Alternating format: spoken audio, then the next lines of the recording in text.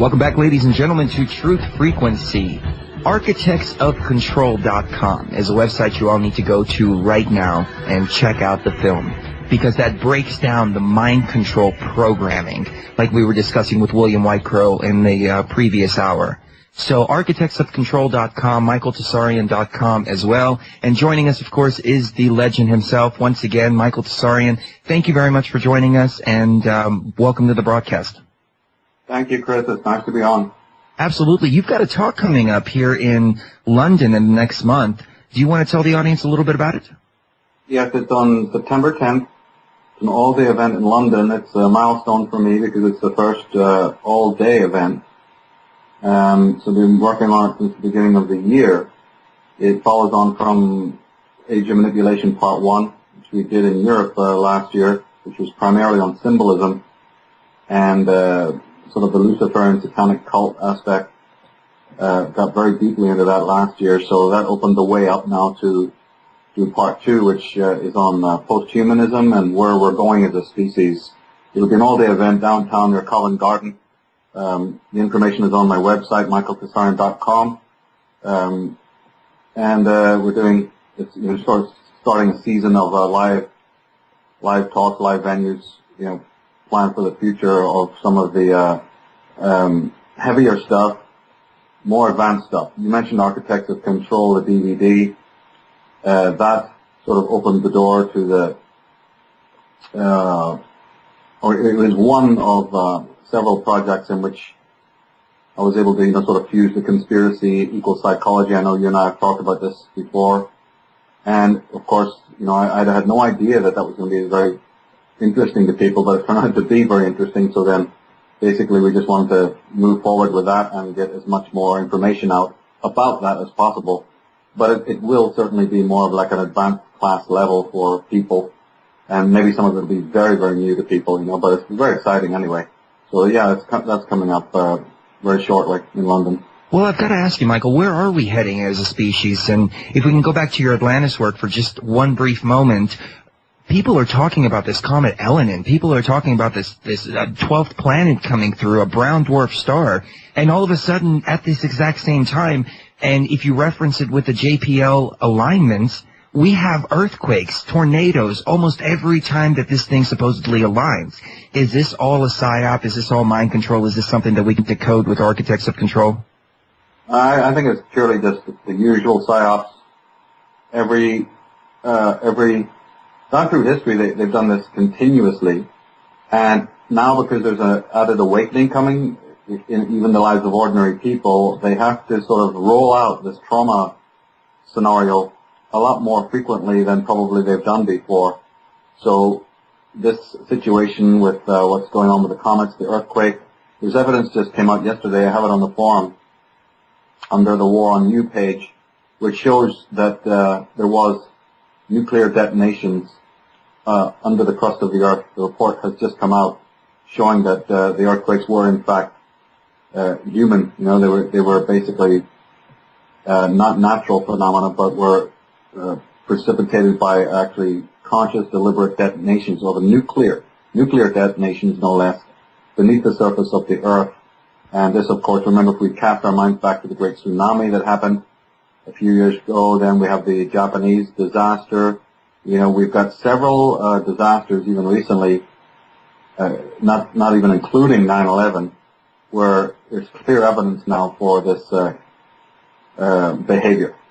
It's funny. It's funny that you mentioned that, because Cherie and I were sitting on the balcony. We live in a third-floor condo, so the building would shake if there was an earthquake or something. Now, we live about 2.5 miles away from Lockheed Martin. I didn't realize this when we moved in, but we're right. If it wasn't for this mountain right here, we would be able to see the base. And we were sitting there, and we felt the building shake. And the first thing that I thought was, they must have blown something up in their underground bunkers. Where are you actually located? We're in Denver. We just recently moved from Texas to Denver, but we're right outside of Denver in a little town called Littleton, which is literally 2 miles away from Lockheed Martin's base, Deer Creek facility. Interesting, yeah.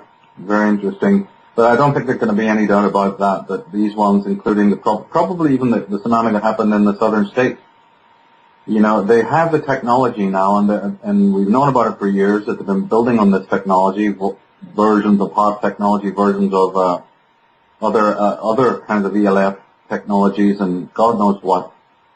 You know, there's so many experts in this, like Michael Sweeney. Have you had Michael Sweeney on your show? Haven't had him on, but I've been in contact with him. It's just been a scheduling problem, but we definitely need to get him on. He's more the expert in the actual technology and the actual patents.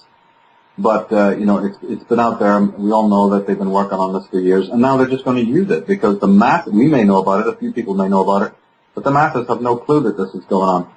And again, my interest is mostly just the continual traumatization, because this has a long-term consequence. You know, they're working on the mind, they're working on the subconscious over time. Part of it is the vaccinations, part of it is the chemtrails, part of it is the poisoning in the water, the GMOs, the food, and primarily, again, to attack the emotional body and to attack the spirit of man, to unsettle him. The media does that, attacks the archetypal sort of unconscious, and certainly the emotions, you know, so that the boundaries are weakened, and so that we become very systemically weak, you know, and most people today are very, very systemically weak, and then by feeling that weak, by feeling constitutionally, psychologically weak, then that person is much more likely to not only want to become extremely codependent in their personal relationships, but even socially they become more collectivized, which is the big plan. And then even ideologically, they start to believe a lot of rubbish. Ideologically and theologically and mystically, they start to believe a lot of very toothless philosophy. You know, so on all levels, they're being forced more and more out into the world, further and further away from their selfhood. Yeah, definitely. I don't mean to revert back to the earthquakes, but do you think that they detonated these nukes intentionally? And do you think they have more planned here in the coming future? Yes, I do. I think that it looks like it's a general trend. I totally believe it's intentional. And secondly, and I even know what the intentions are. Like I said, it's this trauma thing. But yeah, I mean, you talked earlier about Atlantis. You know, remember, our consciousness is already, on the deepest level of our racial memory, we already bear this encoding. We already have it embedded into our DNA as one of the most fundamental traumas of all, is when the earth around us, like in volcanoes and earthquakes and that kind of thing, we have a deep-seated apprehension, very, very, very deep. It's like a core fear. It's one of the earliest and most pernicious sort of syndromes of neurosis that you can possibly imagine, and from it comes many, many other things. In fact, from this original sort of trauma comes a whole, I describe it as an inverted tree of syndromes that you can basically see in everyone in the world, all around us, and within ourselves, you see. So, again, there's a great deal of fear that's awakened even on a subconscious level when you see the earth shaking, or when you have to experience that kind of thing, or even when it's a buzz, you know, the buzz is going around in the world from people. Just the very fact of the earth erupting around you is a very, very traumatizing thing, more than we can even imagine. It really is. It really is. And everybody's running around trying to figure out what on earth is going on. And some people are saying Mother Nature has had enough of us, just destroying our fishbowl. The fish shouldn't mess with the fishbowl. That's my philosophy. But we're destroying our fishbowl, or maybe it's the government through HARP. What about the Hadron Collider? Do you think that has anything to do with any of this? What is that exactly again? Remind me. The Hadron Collider, it's in CERN. Sheree can explain it a little better. It's a particle beam accelerator. Well, it's a particle accelerator. They're trying to create miniature black holes. Yeah. And they fired it up last October, and I don't know, everything seems to have gotten really strange since last October. Well, I could say that these kinds of technologies, even though I'm not, you know, in any way informed about each individual technology that they're using, my look at it, as I pointed out in several chapters in the Atlantis book, is this whole thing about the descendants of the Nephilim, you know, trying to vacate this planet. So, and I see a lot of evidence for that. A lot of the phenomena that's been happening, whether it's the fauna death, or the death of whales and seals and various amphibian, creatures all over the world. We've even still had reports of birds dropping out of the sky unexplained. We've strange anomalies all the time. I put them on the forum, and this is part of this very great attempt to literally break through this stargate, which is this barrier that's up there. And this has been going on age old. So a lot, in my eyes, that is plan number one. Everything else, they have other plans just in case that one takes time, or even perhaps it doesn't even work or whatever. But the main focus of these technocrats is to try and vacate this planet. Now, a secondary sort of fascination with technology comes about with this need to gain immortal life. It sort of comes under the heading of this post-human. It's one of the sort of strategies, one of the plans that comes under the heading of the post-humanism concept, where we as a species are even where they want to go.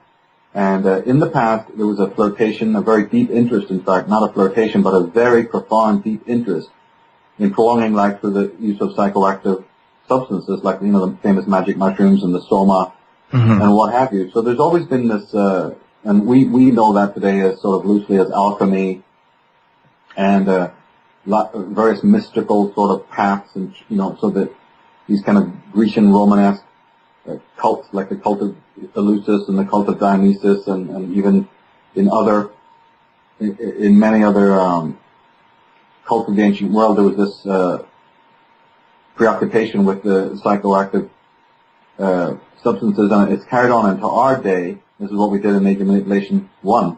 We went into this about the whole thing again about the Dionysian cult, focusing on the children, focusing on this sort of the more right brain kind of people, to keep them under control.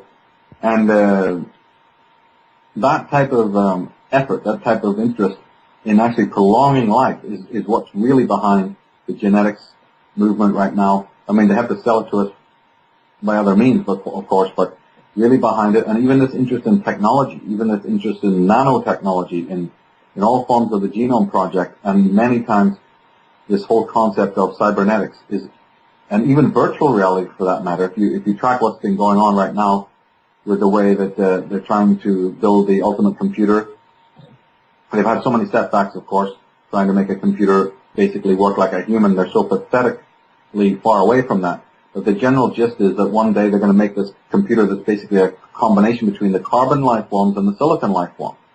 And that will be, again, a very key step in being able to basically simulate consciousness with the idea that in the end there's such a fusion between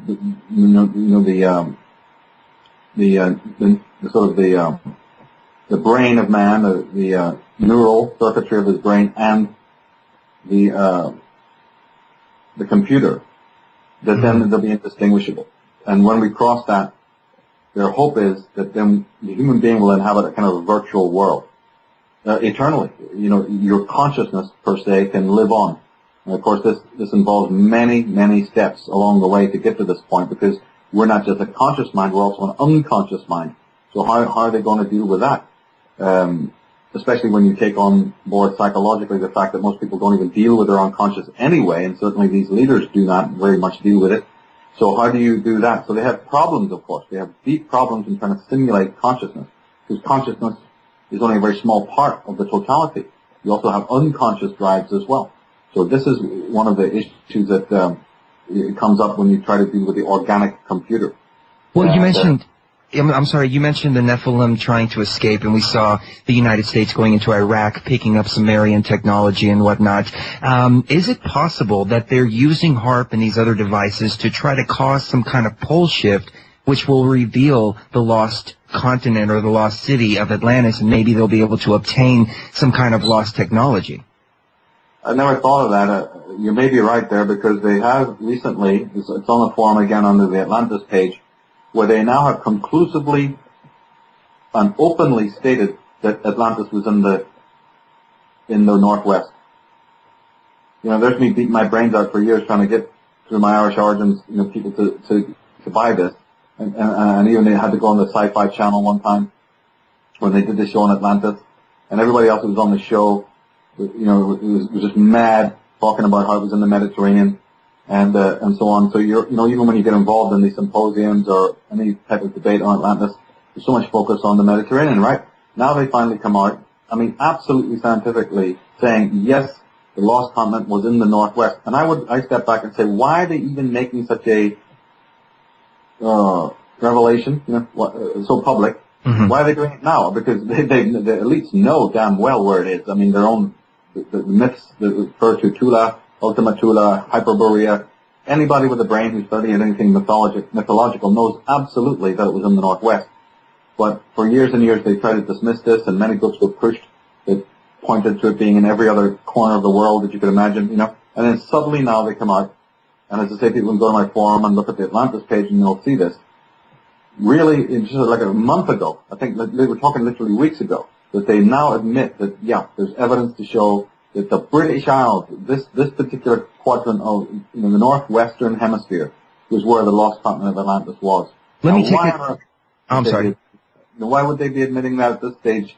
It's just remarkable what goes on, and I think they do that because they're moving forward. There is a ritual involved, so what you say can't be ruled out because you never know.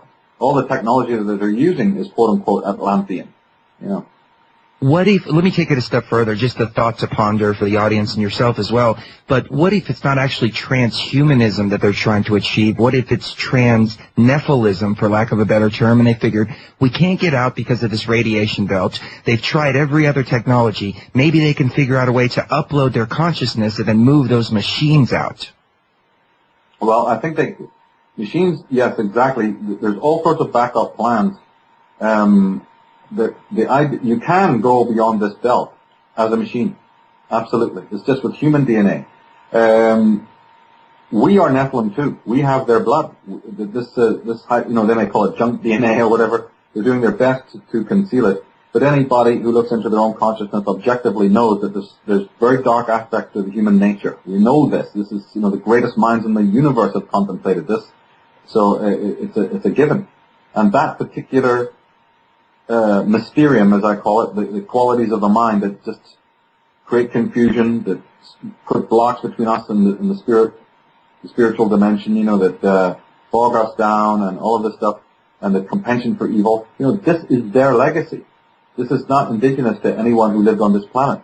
Any beings that have ever obeyed nature's laws and have had to obey them don't operate in an evil way, or an immoral way, or an amoral way. We've been brought to that because of the trauma of the past and also this genetic interference, you see.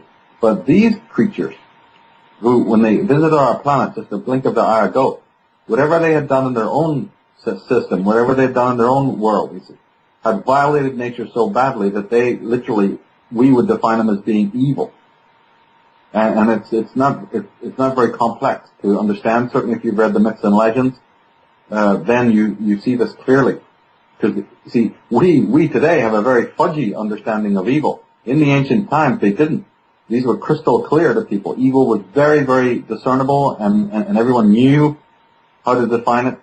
And a spade was called a spade. It's only today where, again, through atrophication of the mind and so much attack on a person's spiritual values and their true core virtues, that we have also a very vague and blurred understanding of what even evil constitutes.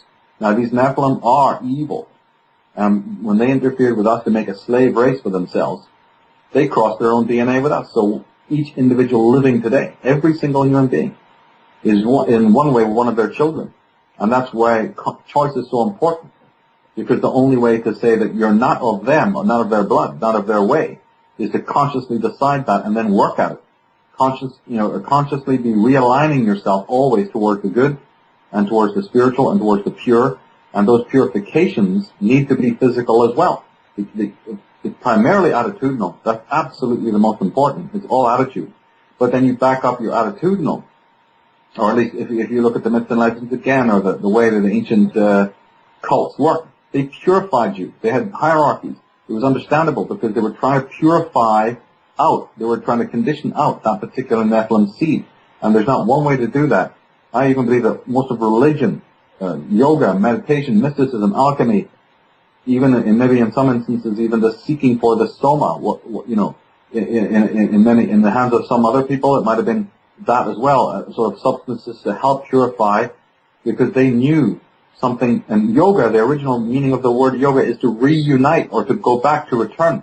And I believe that that's a distinct denotation to go back to the pre-visitation period. If you study a lot of this stuff, you'll start to see that it's like a return, going back to a time before the trauma, before the interference took place, so that man can be whole again. In fact, in the talk, I'll be going into this again in the solution sections of what it will take to make the human being whole again. Because I've been studying this. I've been studying the anatomy of evil, and have some important things to say about, how it can be not only cleansed from this planet completely, because I absolutely believe that evil is a phenomenon and it can be ended, but also some of the in-between stages as well, and people need to get hold of it. Not just to repeat like robots what I'm saying, but to think about it like I've done, and then say, let me bring that into my own life and work on it. So I'm just making suggestions that people can then morph and work on in their own individual way. But first you have to know at least what those precepts are before a person can say, I like this, or I'm better at that, So you need to get into that, to think about this basic alphabet of change,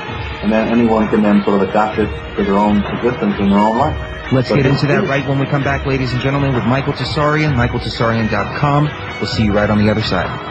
Michael Tsarion, of course, one of our first guests and one of our favorite guests, and people are still going back. I look at the download counts and still downloading the heck out of those interviews that we did way back in 2009 and all of the ones up until now. So the work that you've done, Michael, apparently is legendary, and people just go back to it over and over and over again. And I feel that I can listen to the broadcasts and still pick up something new every time I listen. I can listen to it a dozen times, and I'll learn something new every single time.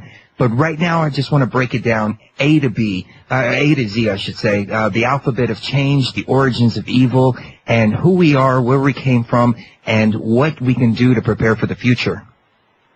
Well, again, from the time I've written the Atlantis book, the first chapter, or even the introduction, I've been preoccupied. I was wondering how to really get into the big tale that I was going to tell. How I was going to try and communicate God knows what, maybe 13,000 years of history. It's impossible to do. So you have to be very, how to frame that, how to frame this entire journey and do justice to maybe the 4 or 5 mega themes that I wanted to get across. Number one, that, like we do have a prehistory. There's so many people walking around today don't even realize that history didn't just start, 11,000 years ago, like many Christians until recently believed that the whole creation was only 4,000 years old. I mean, this is where we're at, That was one theme. Secondly, we want to move on and say then that the nature of the ego, the nature of what we call consciousness has an origin, that even what we call subjectivism, the ability to even be able to say I or think of yourself as an individual, is a recent phenomenon. Julian James and others even showed that it probably didn't even exist in the form that we know today, more than even 3,000 years ago, let alone 13,000 years ago, you see. And then the genetic interference, the coming of the Nephilim. There's so many things that I wanted to deal with. And then, of course, absolutely more crucially, is bringing it up to the modern day to say these beings, descendants of these beings, still operate today and are loose in our world with all sorts of occult ritual. How do you do that? So, in just 200 pages or whatever, I think the Atlantis book is like 220 pages or something. So, it became very difficult. But then I just said, if we can just focus on this one thing that I do, which is reframing the question of evil, I think that will be good to go. And it was, again, taking a professional risk, but it's worked out because now we've moved on forward to now really have a crystal clear understanding in a non-religious way and a non-scientific way, just using the myths and legends of the world as our testimony of what went on in the past and how this happened. I think we're on very strong ground. I've always believed that. And now that we move forward, and as you say, the audience seems to be, liking it, getting it, able to handle it, and other works have come out supporting it. So it's very, very important, and then move forward continually on that as well. And I think that once we understand the anatomy of evil, that's the best way to know what true goodness is. That goodness and these positive things can't be discovered directly. This is the bizarre thing about them. It can only be discovered through a deconstructive or apophatic means, which is deconstructing what we, it's like in Arthur Conan Doyle in the Sherlock Holmes book, he said it is only by the painstaking elimination of what is untrue, that the truth, comes about. And I totally believe that. And in the spiritual teachings, that is foremost, or at least it was before we had the New Age movement. Long before, in the days when these things were authentic, and Zen and Taoism and Druidism and so many other paths, it was all about purgation.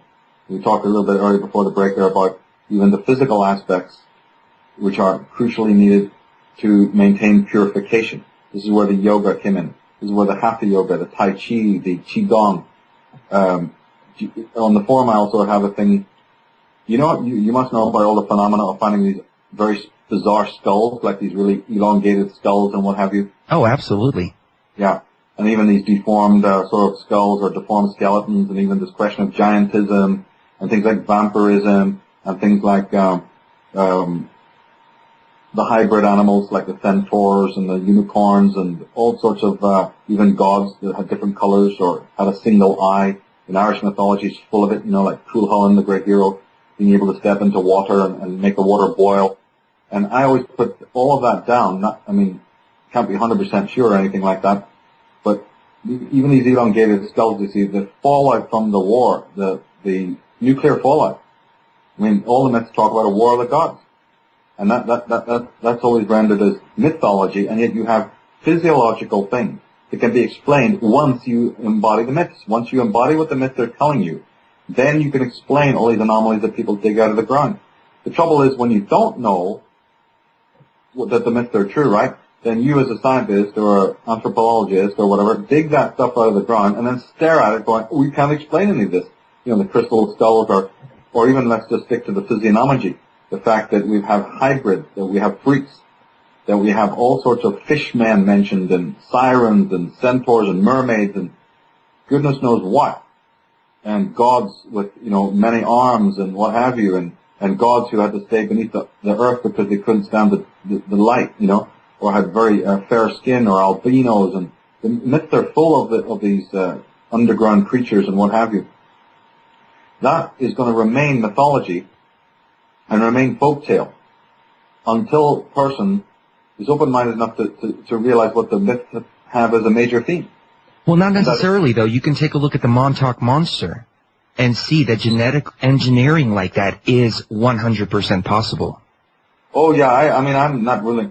most of my work is on the genetic interference. In fact, the hybrid beings that were created, right, what I normally put the emphasis on, especially when it comes to the reptilians and so on, is that it was genetic. But then subset to that, I'm glad you pointed this out just to make it clear, but yeah, as a subset to that, there are some other anomalies that has arisen that can be also explained through the simple worldwide fallout, the radiation poisoning. And if you read the Mahabharata, for instance, in the Ramayana, and even some of the Celtic legends, the Irish legends, you will hear talk of super weaponry and the disaster that it caused in the aftermath, And it just seems to me that some of the anomalies can be explained this way, through the consequences of this fallout. But then getting back to our original point is that the ancient shaman knew then how vitally important it was for people to be having these hierarchical sort of systems by which you try to purge, and purify the self. Both physiologically, biologically, and also, of course, more importantly, spiritually. And that's where I believe a lot of what we know to be religion, yoga, and these mystical paths then got started. I think you can see it. Once you start looking at these things from what I'm talking about, you can sort of get a picture of, and it's equally as important today. It's equally vital today that individuals look to this and realize that they are actually infected by this sort of thinking. It's part of the identification with the master on a mental level, on an emotional level, and then also on a genetic level. So there's multi-levels of healing that need to be done because, as many great sages have pointed out, we're intellectually and technically very far ahead, but we're psychologically and we are emotionally very, very backward. And I would also include bioenergetically. Our bodies are not clear. Our bodies are also, or let's put it more clearly, are thinking about the body, right? With the exception of fantastic human beings like Wilhelm Reich and Alexander Lowen, and basically they're about the only two I can even think of. Although there are other experts, certainly the people who would practice Reiki, for instance, and a certain amount of body work, about the polarity therapy, you know, they get this, they understand this. Even a certain amount of Hatha yoga is sort of very clear on this, although there's other aspects of Eastern yoga that are very far away from it. They've completely corrupted the original idea. But the essentials in Qigong and Tai Chi, all of this was, again, a purgation on even a bioenergetic level, on a genetic level. Very, very important to bring on board in people's lives, because the infection is total, you know, it's from the mental level all the way down to the physical level. And it's unfortunately very crucial for people to take on board just how much healing needs to be done. It really is quite a work. And on a spiritual level, too, doesn't it kind of seem like a cop-out to be able to take all the bad things, all the karma that you've acquired over the years, and then put it on a totally innocent person like, you know, Jesus or, you know, any other savior type figure, and then just kind of leech off of their goodness and not have to face anything bad that you've ever done? Yes, of course it is. It's actually preposterous when you think about it. But in my Disciples in the Steering work, I especially focus on that, about not only the promises that are made, that when you have a fake or false hierarchical system, which is a contamination of natural order, then you will have this carrot and the stick and the promise of an afterlife, and a one system fits all, and certainly this other aspect, which is to dump on, you know, something like you say, a Messiah figure, all your own peccadillos. It's just ridiculous. It's all about the self, ladies and gentlemen. That's what we have to get back in touch with and be responsible for our own actions and our own karma. We'll be right back with more. Welcome back, ladies and gentlemen, to the final segment of the second hour, but we still have 2 more to go. And speaking with Michael Tsarion about solutions and how we can get away from this evil. And I do have to say, Michael, that the evil has been blurred. You're absolutely right. The lines are blurred. I was reading an article by a fundamentalist Christian who says if you believe in the Bible, then you should see why we need to bomb more countries out there. And that completely just blew my mind. It sent a syntax error straight to my brain saying, how can love, which I believe is the source of the universe, the God of the universe, love, how can you bomb people out of love? Yeah, that goes back to John Calvin, to Luther, to some of these psychopathic popes. It's the same refrain. And again, if you think what we just said about blurred vision, you know, vague, as time has gone by, we got more vague and vague about what evil is. You wouldn't even have Christianity or any of these religions if we knew what evil was, because they're the perpetrators of it. You wouldn't have the kind of politicians today. You know, so there's certain things that have, you know, the man on the street has the power. The people of the world have the power. And that's why this mind control has been going on. That's why this sort of erosion of the physical and the mental and the emotional and spiritual has been going on, because they want to have a step so far outside our work, self-worth, and concept of selfhood. So it's almost completely gone. Like we've so self-murdered ourselves that we don't even have any more clue about how to be in that divine spirit, in that presence. And again, one way to look at it, I've used this metaphor before, is the idea that even the idea of a God, a remote God outside the creation or self-contained, you know, and all-powerful, but nucleated. Our picture of God is of a central, anthropomorphic, patristic, sort of centralized, omnipotent force. And this is utterly, utterly medieval and utterly preposterous. It doesn't even gel well with all of the new science that modern rational men have discovered. Great discoveries about the quantum science and the holographic theory, you see. So my take on it is, again, that, you know, we need to move out of that. That in itself is a complete medievalistic way of thinking. And we need to start realizing that intelligence exists, but it is ambient. It is completely all-pervasive. It's something that permeates everything. Absolutely everything about us.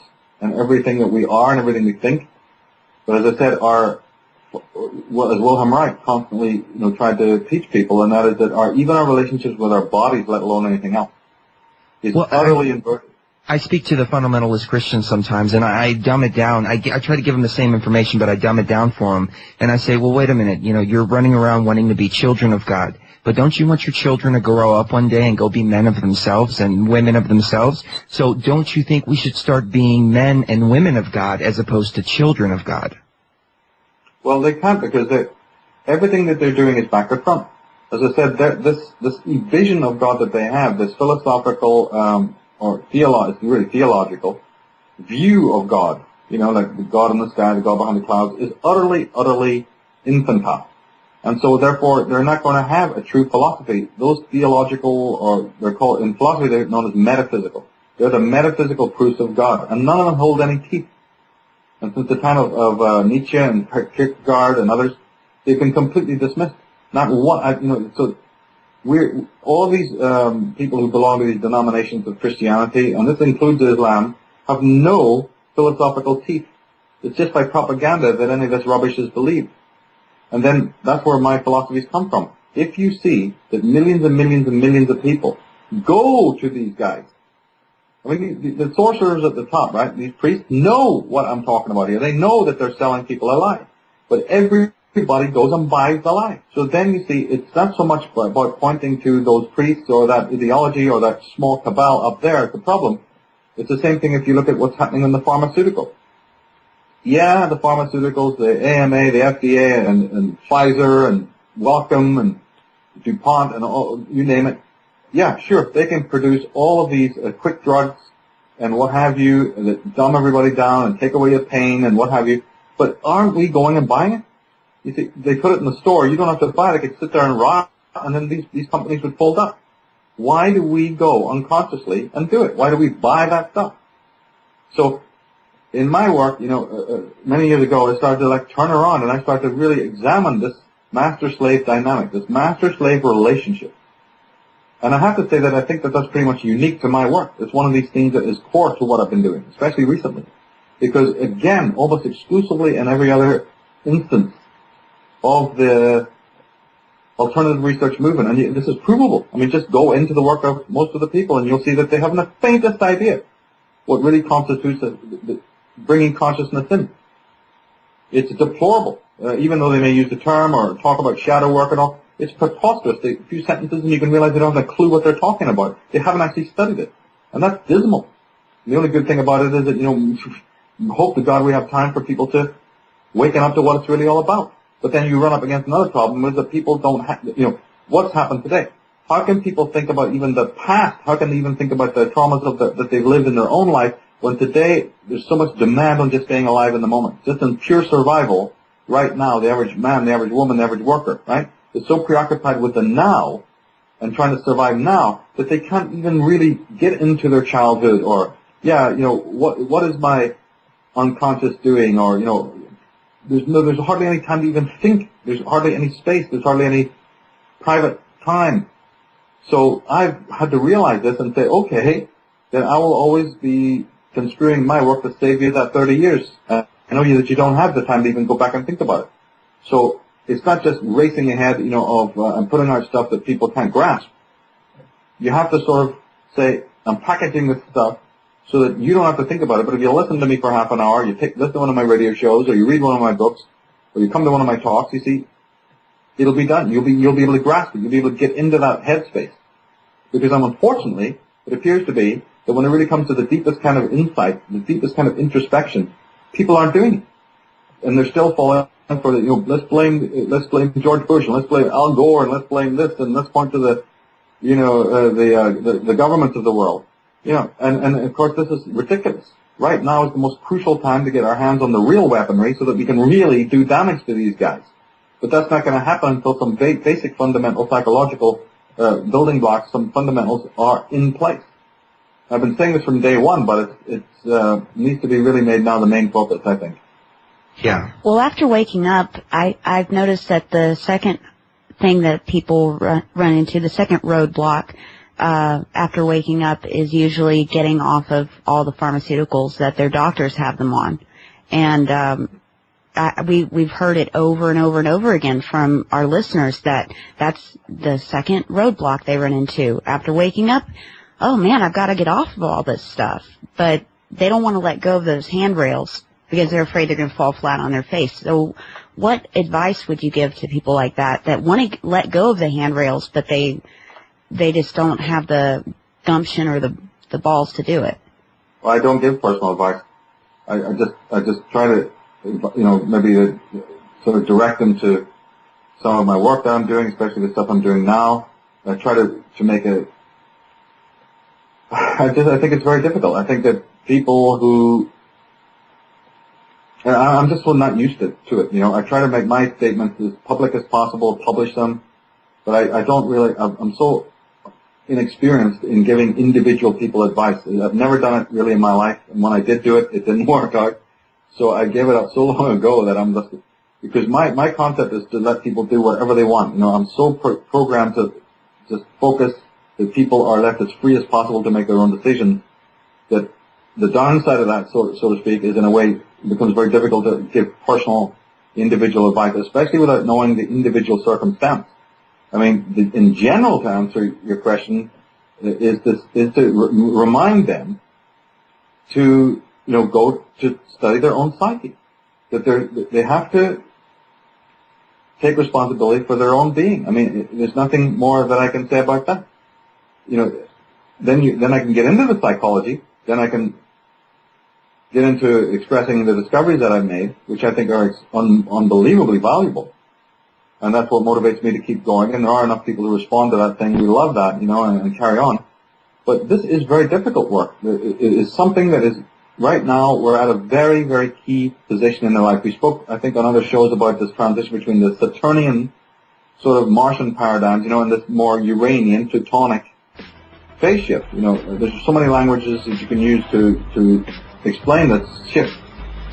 Mm-hmm. You're absolutely right, Michael. Unfortunately, we've got a break coming up again, but you're absolutely right. I used to stand on the corner with a bullhorn, metaphorically speaking, but I used to try to force this information down people's throat, and they ran away. And I realized that my job is to just present the information, and if they want it, great. If they don't want it, no problem at all. They might come back and pick it up later. They might not get it.